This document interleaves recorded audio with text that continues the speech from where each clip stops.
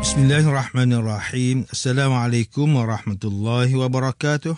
Innal hamdalillah nahmaduhu wa nasta'inuhu wa nastaghfiruh. Wa na'udzu billahi min shururi anfusina wa min sayyiati a'malina. Man yahdihillahu fala mudilla lahu wa man yudlil fala hadiya lahu. Asyhadu an la ilaha illallah wahdahu la syarika lahu wa asyhadu anna Muhammadan 'abduhu wa rasuluh. Allahumma salli wa sallim ala sayyidina Muhammad wa ala alihi wa ashabihi wa tabi'in wa man tabi'ahum bi ihsanin ila yaumiddin. A'udzu billahi minasyaitonir rajim.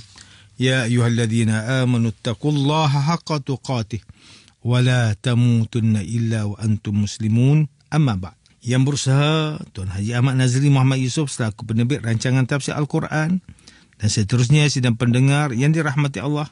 Alhamdulillah. Pertamanya, marilah sama-sama kita rafakkan setinggi-tinggi kesyukuran kehadrat Allah Subhanahu Wa Taala di atas segala nikmat, kurniaan dan rezekinya yang tidak ternilai.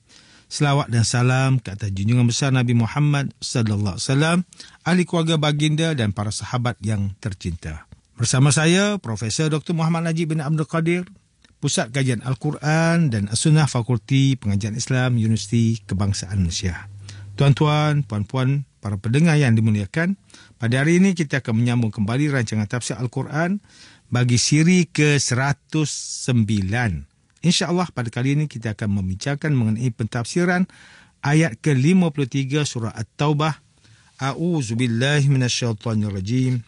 Qul anfiqu taw'an aw karhan lan yutaqabbala minkum. لن يتقبل منكم إنكم كنتم قوما فاسقين. Katakanlah, dermakanlah harta kamu sama ada dengan sukarela atau kerana terpaksa, tidak sekali-kali akan diterima daripada kamu, kerana sesungguhnya kamu adalah orang yang fasik. Muslimin, muslimat yang dirahmati Allah, Profesor Dr. Muhammad Quraish Shihab melalui kitabnya Tafsir Al-Misbah menghuraikan mengenai kalimah yutaqabbal. Pada ayat ke-53 surah At-Taubah berbeza dengan kata tuqbal pada ayat yang seterusnya. Ayat ini mengandungi makna terpaksa menerimanya, iaitu sebahagian dari mereka yang diterima nafkahnya oleh Nabi sallallahu alaihi wasallam, namun baginda tidak menerima dengan sepenuh hati kerana baginda menyedari bahawa pemberian itu tidak ikhlas. Ayat ini menjadi bukti yang sangat jelas tentang sumbangan yang diberikan tanpa keikhlasan tidak bermanfaat di sisi Allah Subhanahu Wa Taala. Orang munafik itu serupa dengan sebahagian orang yang derhaka pada hari ini. Mereka menyangka bahawa membantu dalam aktiviti positif dari sumber yang haram ataupun halal walaupun tanpa keikhlasan boleh mengurangkan dosa dan memberi manfaat kepada mereka. Sangkaan seperti ini lahir dari cetaknya ilmu agama. Begitu juga sikap orang yang mengukur semuanya dengan material, seolah-olah Allah Subhanahu Wa Taala memerlukan harta mereka. Maha suci Allah dari sangkaan itu. Sidang pendengar yang dimuliakan, Ustaz Salahuddin Abdullah dan Ustaz Omar Khalid melalui kitab mereka Tafsir Mubin mentafsirkan ayat ke-53 surah At-Taubah ini dengan menyatakan bahawa Allah Subhanahu Wa Taala menyuruh Rasulullah sallallahu alaihi wasallam dan kaum muslimin untuk sentiasa mengucapkan perkataan, tidak akan menimpa kami sesuatu keadaan pun sama ada baik atau buruk selain daripada keputusan yang Allah telah tetapkan ke atas kami sejak azali, kerana Allah jualah pelindung kami yang setiap orang beriman mesti bertawakal dan menyerahkan diri kepadanya. Manakala kepada orang munafik pula orang Islam diarahkan supaya menyatakan, apa jua yang kamu harap-harapkan untuk kami, maka semuanya mengandungi kebaikan untuk kami. Kalau menang, syukur kepada Allah, dan kalau tewas, bermakna kami beroleh ganjaran mati syahid, sedangkan balasan yang bakal kamu terima adalah kekecewaan dalam bentuk apa jua sekalipun, dan belanjakanlah wang atau berilah sumbangan apapun untuk mencapai matlamat kamu, sama ada dengan rela hati atau terpaksa, semuanya tidak akan diterima oleh Allah Subhanahu Wa Taala kerana kamu adalah orang yang fasik, orang yang jahat. Manakala Profesor Dr. Tengku Muhammad Hasbi As-Siddiqi menerusi kitabnya Tafsir An-Nur mentafsirkan ayat ke-53 surah At-Taubah ini dengan menyatakan bahawa walaupun kamu, iaitu kaum munafik, membelanjakan harta-hartamu untuk jihad atau selainnya dengan sukarela untuk memelihara diri dari gangguan muslimin, atau kamu membelanjakannya atas dasar kerana takut seksaan, maka apa yang kamu keluarkan itu tetap tidak akan diterima oleh Allah Subhanahu Taala selama kamu meragukan penjelasan Rasulullah sallallahu alaihi wasallam.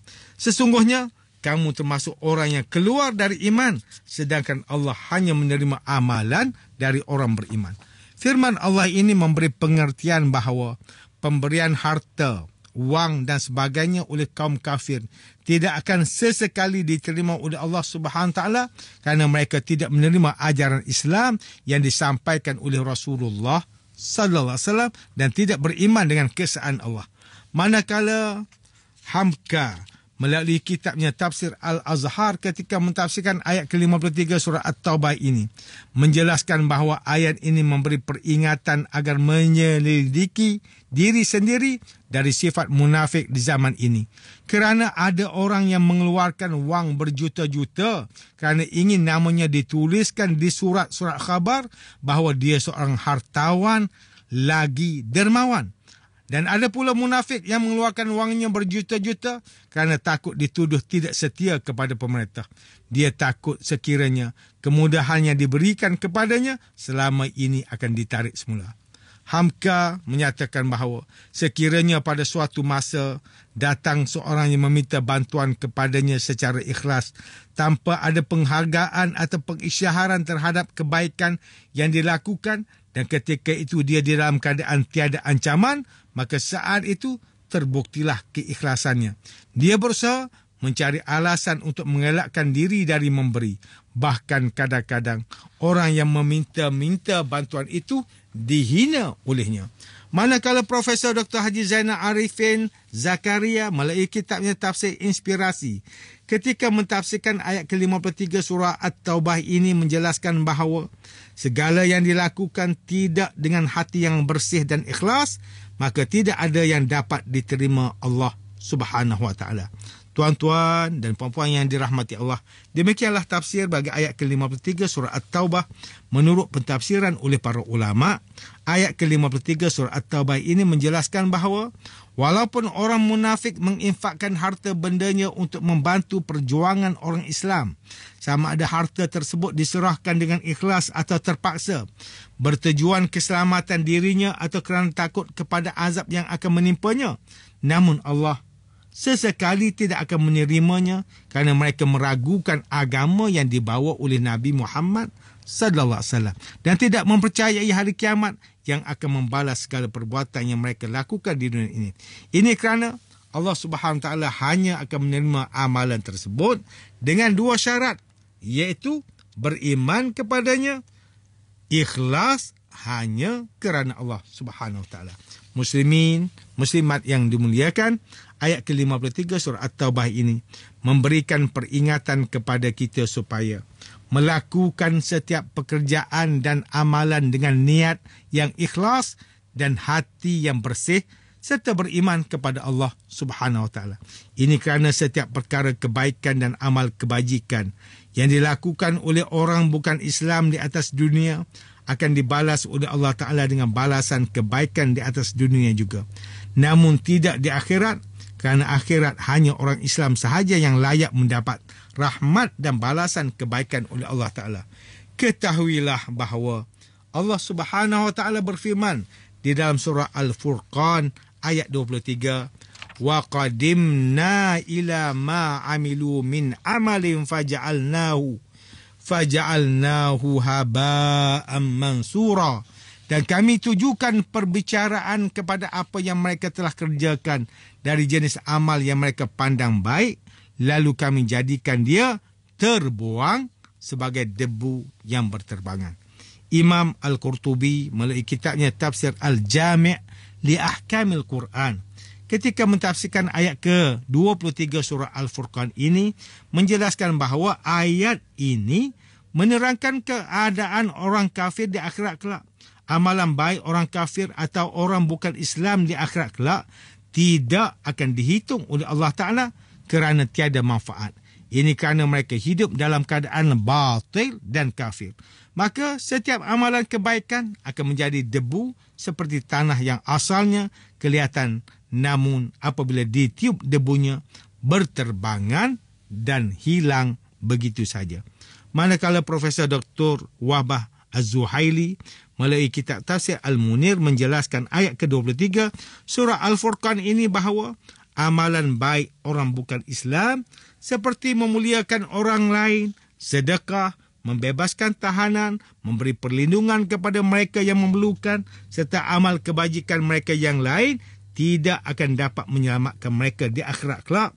Allah Subhanahu Wa Taala menjadikan amalan tersebut hancur lebur sehingga tidak bermanfaat dan memberi kebaikan sama sekali lantaran mereka tidak memiliki syarat secara syariat untuk diterima sesuatu amalan, iaitu mengerjakannya kerana Allah Ta'ala dan sesuai dengan syariatnya.